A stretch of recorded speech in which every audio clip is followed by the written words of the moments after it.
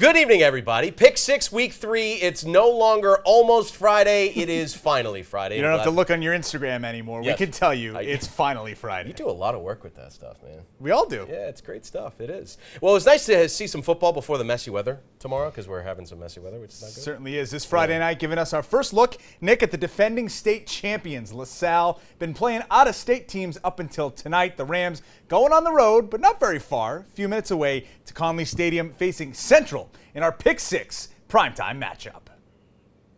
A lot of new faces for the Rams taking over this season. Terrence Campbell, a familiar one, the junior expected to lead LaSalle for the Knights. An experienced quarterback leading the way for the offense in senior Avani Rodriguez, a guy Coach Mike Washington, like I said, will be leaning on this year. Scoreless game near the end of the first quarter, but the Knights strike first. Demetrius Outland with a little Olay around the defender here stays inbounds and scores to make it 6-0 home team. Outland inbounds.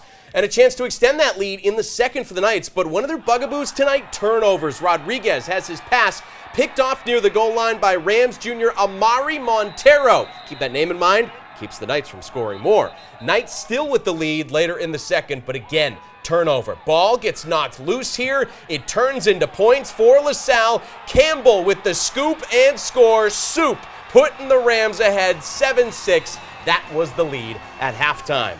Third quarter, yes, it was. Third quarter, Knights drive and take back their advantage, topped off by Rodriguez running to the line, pushing with his line over the goal line, makes it 12-7, Central back on top. Early in the fourth, another Knights turnover, though, turns into points for the Rams. Campbell gets the carry this time, goes 8 yards in to make it 14-12, LaSalle back on top. Instead of trading scores, a few minutes later, Rams extend the lead. Jaden Mosley's pass goes to a cutting and a spinner-Rudy by Montero over the middle. Makes the grab, sees open field, 41 yards, dives inside the pylon, Mr. Official. Yes, sir, it's a touchdown, 21-12, Rams on top. It wasn't over yet, though, as with 4 minutes to play, the Knights have a response. Rodriguez on the move, pass to Raymel Richards. He'd grab a 2-point conversion, catch 2 to make it 21-20, still a game. And with just over a minute to go, Knights again driving, looking to win this thing, but a fifth turnover of the night falls into the arms of Grover Moran, and that seals it. LaSalle holds off Central 21-20 to win this Division I opener. Amari Montero, your primetime player of the night for the Rams. We spoke to him after the victory. All right, here with our ABC 6 Pick 6 primetime player of the night, it is Amari Montero. Congratulations, Amari, on the victory tonight. First off, just tell me about how you guys played defense tonight, because it was swarming, 5 turnovers, and obviously you had a key one there early on. In the games before this, we always played as individuals, but today we came together and we had energy, and we just played as a whole. And just a tough team, obviously, in Central that you were playing tonight. Were you anxious to just get into league play and play a team like this in your own state? A little bit. I was a little bit nervous coming into the game, but after the first drive, I had a lot of confidence. And, of course, you had a TD that ends up being the game-winning touchdown. Just take us through that play. I was just trying to do what I can to get in the end zone. I seen the opportunity to get in the end zone, so I took it. Awesome. And you guys obviously hold them off late, too. Just how much of a team effort was this for you guys tonight?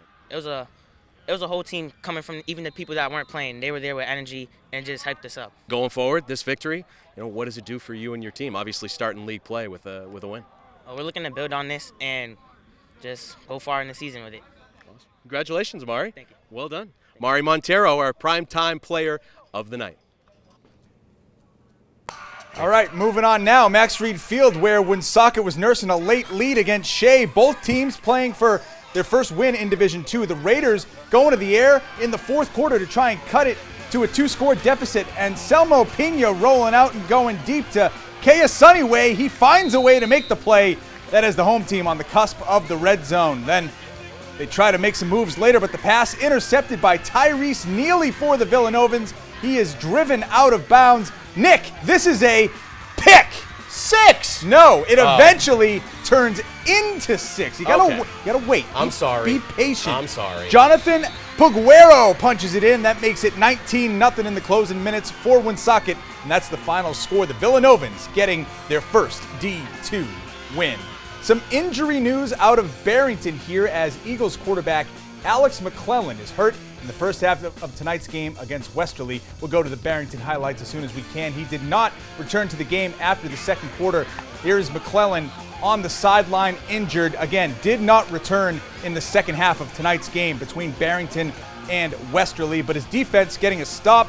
Bulldogs punting, fielded by the Eagles, quickly brought down by Caleb Williams. No gain on the return. Backup QB Troy Van Ness managing the game, and the running game working for him. Mitch Ivets around the outside, round the outside, round the outside. He drives his way to pay dirt.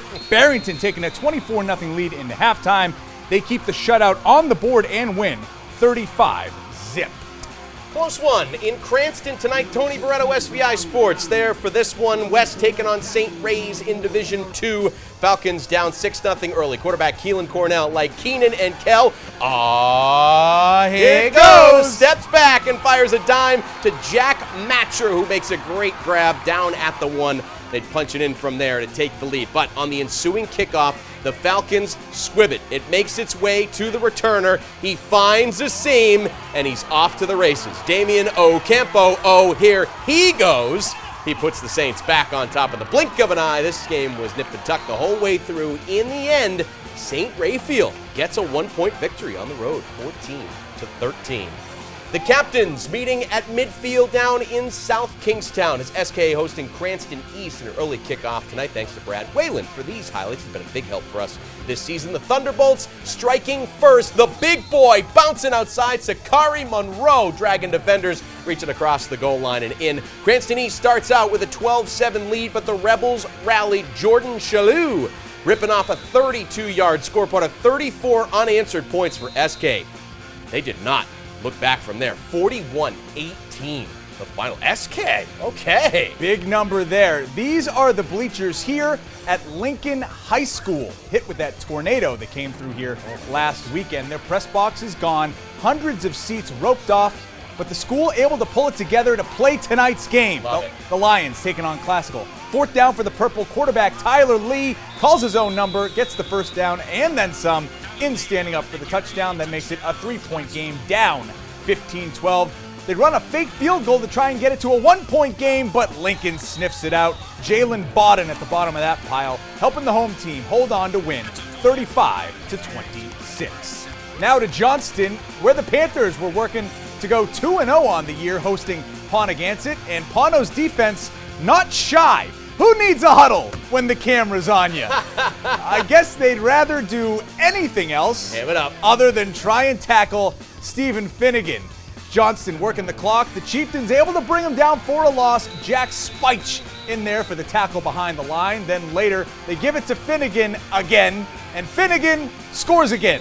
That makes it a 44-6 score in the final minute. See, you like to do it. That's how this one ends. The Panthers with another crooked score on the board to get to 2-0, 44-6, the final.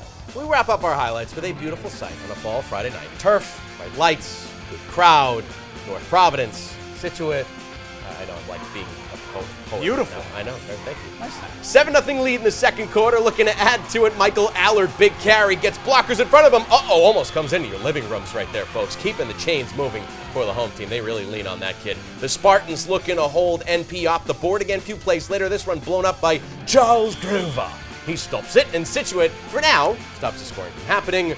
That was only temporary, though, as the Cougars would scratch and claw their way into the end zone. Guess who? Allard extends the lead, makes it 14-0 at the time. Spartans would rally. It ends up being a close one. North Providence hanging on for the 22-21 victory. And we wrap with some other scores from the night. Narragansett Mount Hope with a shootout that ends in a 46-26 victory for the Mariners over the Huskies. Coventry with a win at home tonight over Charahoe, 26-7. Moses Brown goes to Newport, wins on the road 35-16 over Rogers. And the EWG Prout Co-op blanks the Central Falls Co-op team tonight, 32-0. Scores and highlights going up on our website, abc6.com. That's Pick 6. We'll have the rest of the day's sports coming up after the break.